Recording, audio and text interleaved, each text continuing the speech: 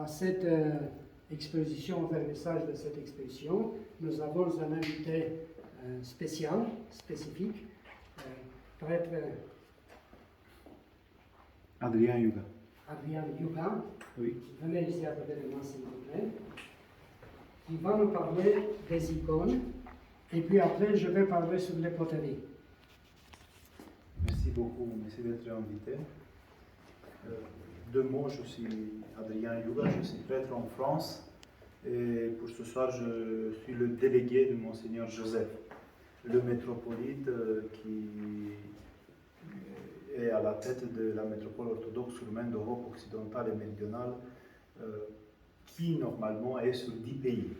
Donc toute cette partie de l'Europe, Italie, Espagne, Portugal, France, jusqu'en Irlande et Grande-Bretagne. Moi, j'ai entendu que je veux dire quelques mots sur l'icône. Je parle du mot icône. Je vais vous dire quelques mots du mot en soi parce que en France, on a un mot qui s'appelle image. On est immergé par des images. L'équivalent en grec, c'est icône. Quand on parle d'image, de toute image, on parle d'icône. Mais le mot en soi, il est plus profond et plus technique parce que dans l'une des écrits du Nouveau Testament, l'apôtre Paul décrit le Christ comme icône du Père. Il utilise ce mot, image du Père. Et pour nous, pour les orthodoxes, l'image en soi, elle est très importante. Elle est dès le début, même dans le monde juif, elle est dès le début présente. Je vous rappelle seulement l'arche de l'Alliance, où il y avait des chérubins qui la gardaient, même s'il y a une interdiction formelle de peindre des images, pour ne pas tomber dans l'idolâtrie, mais dans le christianisme orthodoxe, il n'y a pas ce danger. Et pour nous, l'icône a une valeur profonde parce qu'elle est la porte, un pas qui rallie deux réalités, le monde d'ici et le royaume des cieux. Et moi, je donne souvent cet exemple aux jeunes qui me posent des questions, mais pourquoi sont importants les icônes? Je dis, mais c'est comme la photo que ta grand-mère la garde avec toi à la maison. Quand elle a envie de t'embrasser et tu n'es pas là, il embrasse ta photo. Est-ce que ta photo, c'est toi? Non. C'est sûr que c'est pas toi. Mais est-ce que cette photo dit quelque chose de toi? C'est sûr. Donc, l'icône, l'image que vous le voyez, telle qu'elle est peinte, ça fait cette liaison. Donc, pour nous, par exemple, pour les orthodoxes, nous, quand on vénère une icône, on l'embrasse. Donc, ce n'est pas seulement de se prosterner devant elle ou de faire une révérence, non. C'est carrément cette façon personnelle, intime, de la toucher, de la vénérer. Donc, pourquoi? Parce qu'à ce moment-là, on est conscient qu'on ne vénère pas ni la couleur, ni le bois, mais la personne qui est là, et cette personne, on la vénère parce que en elle s'est manifesté notre Dieu. Tout simplement. Donc, l'icône, c'est la présence de Dieu, d'une certaine manière. Oui, ça c'est un aspect. Parce que j'ai commencé, quand je suis rentré ici, quelqu'un m'a adressé cette question, est-ce que nous, on consacre, on bénit les icônes? Et j'ai dit, écoutez, ça dépend. Dans l'art de l'icône, on connaît plusieurs étapes et plusieurs siècles de développement. Ce qu'on appelle classiquement l'icône byzantine, tout ça, on ne va jamais les bénir parce qu'elle est bénite par ce que je viens de dire, par la présence du Saint ou du Christ qui est là. Il n'y a rien à rajouter. Par contre, ce que vous allez voir ici dans l'exposition ici, il n'y a pas que de l'art byzantin. Il y a de l'art macédonien, il y a de l'art de 14e, 15e, encore 14e ça va, mais à partir du 15e siècle, sous l'influence de la Renaissance, on voit, nous les théologiens on dit, une chute de l'art byzantin, de certaines règles de la peinture. Et à ce moment-là, on va les bénir. Donc vers le XVIIe siècle, 16e, XVIIe siècle, on a pris cette habitude de dire une prière et d'asperger de l'eau bénite l'icône qui est apportée par les fidèles à l'église. Donc, il y a les deux traditions. Quand on parle d'une icône, disons-le, authentique dans le style byzantin de l'art byzantin, on ne va pas la consacrer. Pourquoi? Parce que peindre une icône, le mot en français, c'est pas approprié. Normalement, dans l'art byzantin, on dit écrire une icône. Écrire, c'est autre chose. Ça amène, mais on ne va pas trop parler ce soir de ça. Donc, c'est vraiment une présence, parce que écrire, c'est sous l'inspiration, donc sous la présence de l'Esprit Saint. Et l'autre, on parle aussi pour les autres icônes de peindre les icônes. Alors là, on va intervenir, disons-le, en faisant une prière, en le aspergeant de l'eau bénite. Aujourd'hui, on connaît dans l'Église orthodoxe, à partir du XVIe siècle, des prières pour consacrer les icônes. Mais jusqu'au XVIe siècle, on n'avait pas cette tradition. Merci beaucoup de m'avoir donné Merci au Père Yuga de nous avoir clarifié quelques notions sur une icône bénie. C'est-à-dire une icône bénie, elle accepte la prière, ce qui m'a dit ma mère. Voilà, ma mère était fille de prêtre. Voilà. Donc elle m'a dit comme ça, peut-être dans leur croyance ancienne, une icône qui n'est pas bénie, elle ne peut pas faire de miracles. Enfin, voilà. Bon, concernant les icônes, ici nous avons deux techniques de peinture d'icônes. Icônes sur bois que vous connaissez très bien, on a vu partout.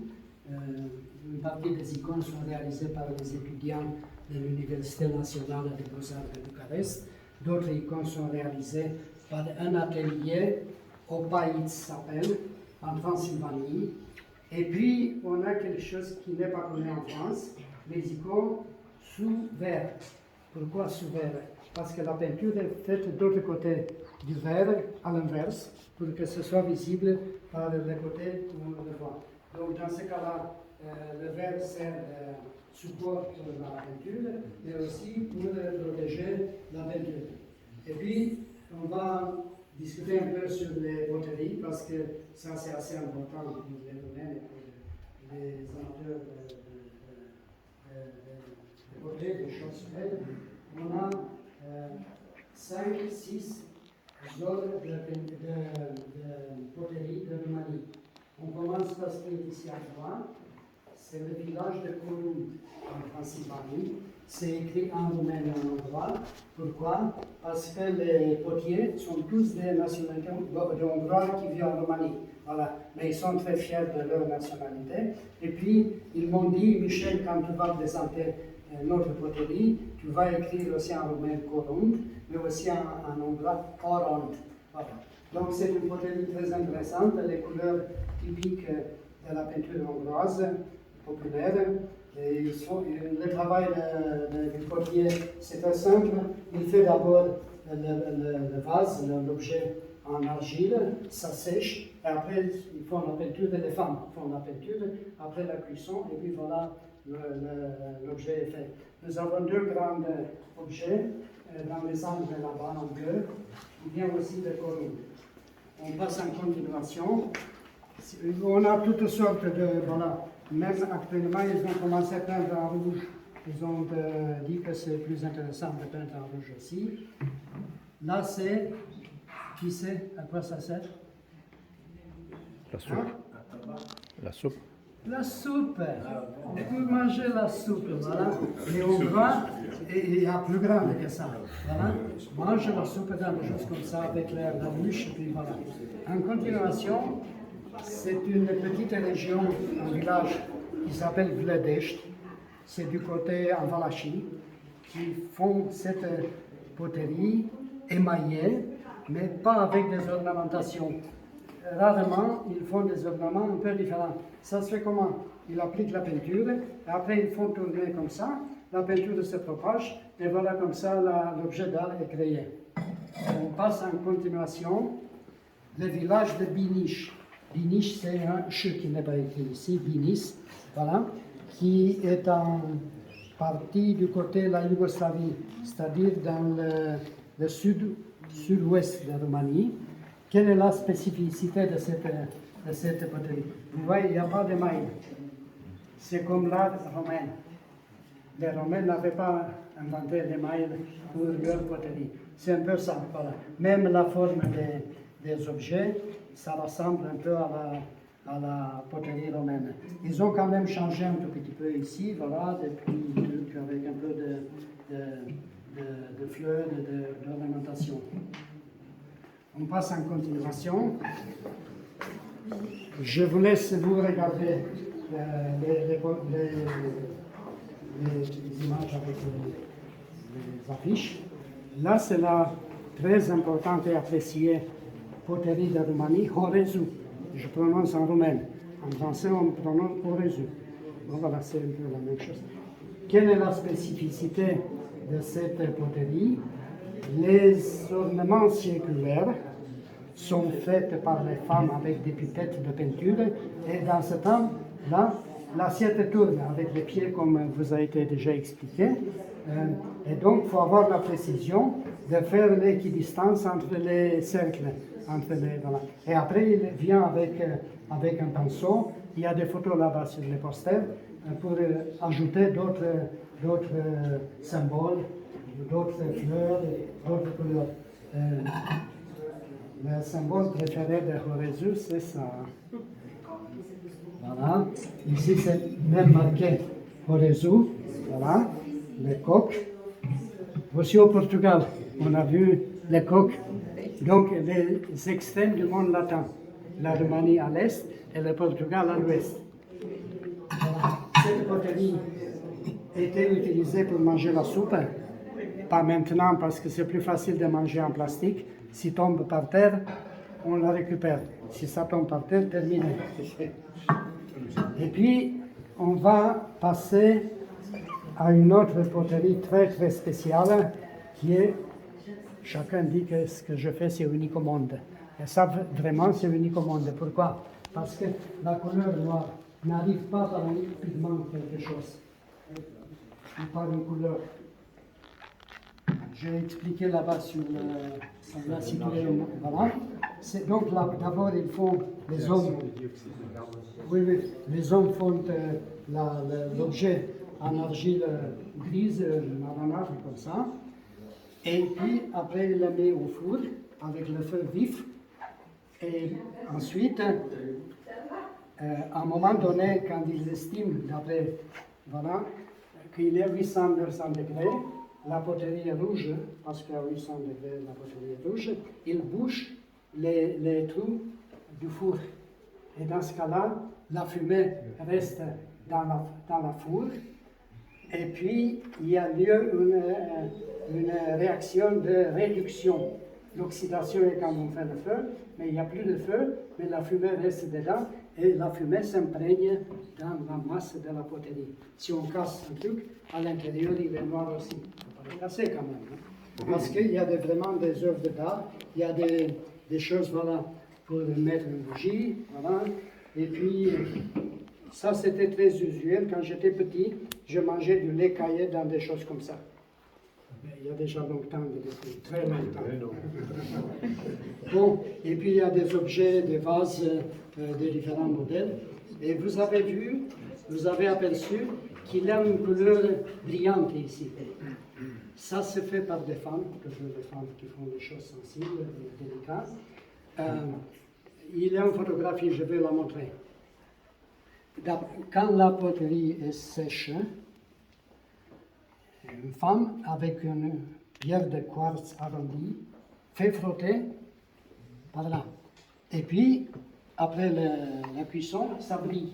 la partie qui a été frottée avec le quartz, ça brille. Et comme ça donne cet aspect, on peut dire que c'est un peu réflexe métallique, c'est pas du tout métallique, c'est l'argile qui, après la cuisson, devient brillante comme ça.